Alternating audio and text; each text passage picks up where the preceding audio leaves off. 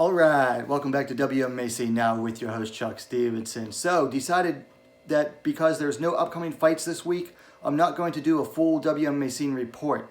This is going to be a news update for the past, actually, I think 2 weeks now. I did, however, do a weekend review of this past weekend's fights. If you want to go check that out, please do so. But this video is going to be for the news and updates for the past week, 2 weeks. So let's get down into it. First up, in Bellator news, both flyweight Bruna Ellen and featherweight Arlene Blencowe have signed new deals with the promotion. I believe this was first mentioned on MMAJunkie.com, so congrats to Bruna Ellen and Arlene on signing new deals. Also in Bellator news, there's a couple of new Bellator signings. First up, Darina Mazdiuk, a 3-1 flyweight out of Russia. She is the girl that was known for that fight with the 500 and some pound guy.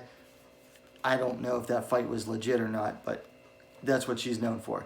They also signed Irina, the Russian Ronda Alexieva, a 3-1 flyweight out of Russia. So 2 new Russian signings for Bellator, both 3-1 in flyweight division. And then next up, some UFC news. The UFC flyweight bout between Roxanne Modafferi and Viviane Araújo has been moved up 10 days. It was originally scheduled for the UFC's event on 30th January. It has now been moved up to 20th January.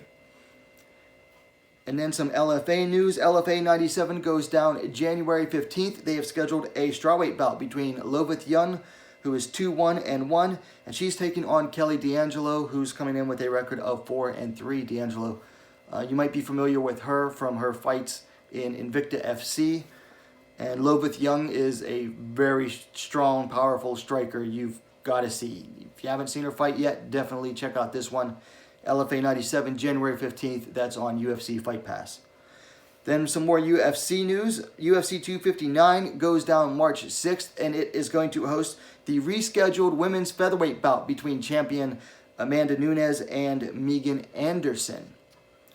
Then some news out of China. Chinese fighter Xi Ming is being featured on a series of postage put out by the China Post. That is a huge, huge news. Not just for the women's divisions, but really for all of MMA, to have an active MMA fighter put on, a nation's postage, not only any nation's postage, but the most populous nation on the planet. That is very big. I did mention that in my last video I just put out, so I went into a little more detail on that. If you want to, please go check that out as well. Then some more UFC news. They have an event going down April 10th. This fight is listed as being in the works. A strawweight bout between Nina Ansaroff and Mackenzie Dern. Should be a nice first fight back for Nina Ansaroff after having a baby. Mackenzie Dern, I believe she's fought 3 times this year since having a kid. Went 2-1. Should be a good fight. Man, Mackenzie Dern, she keeps getting that push. She's getting pushed up against I believe Ansaroff is number 5 right now. So Dern's number 10. She just finally had her first ranked win over the lower ranked Verna Jandiroba. Man, now she's getting the number 5 spot. Big push for Mackenzie Dern. Is there another one? No. Okay. Next up, Bellator featherweight Leah McCourt has inked a multi-year endorsement deal with equipment and apparel company Everlast.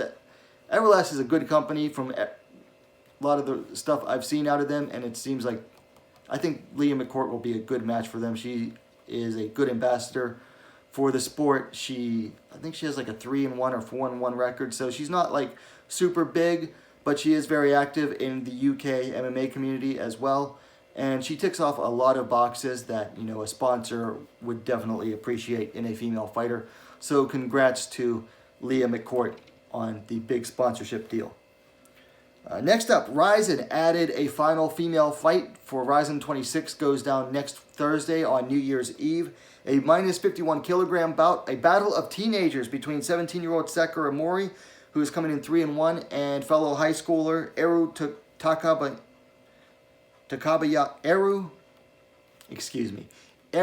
Takabayashi, who's making her pro debut. Now, Takabayashi just fought this past Saturday at Deep Jewels in a semi-pro amateur bout. So making a pro debut, but coming off a win as going into it. So she has the momentum going into that. And then finally, UFC has an event on February 27th. Couple of fights in the works for that one. Well, this first one is in the works at flyweight. Montana De La Rosa is taking on Maia Bueno Silva. Should be a good one. And then I believe this one is confirmed, a strawweight bout between Emily Whitmire and Hannah Cyphers. This could be one of those loser leaves town fights. So a couple of good bouts going on there. De La Rosa and Bueno Silva should both bring the action. And then, Whitmire and Cyphers, they both need wins. So either they're going to come out really hesitant or they're going to really fight to, get that win and stay in the UFC. Because, they've only just started making that round of 60 cuts. Either one of them off of a loss could be the next one.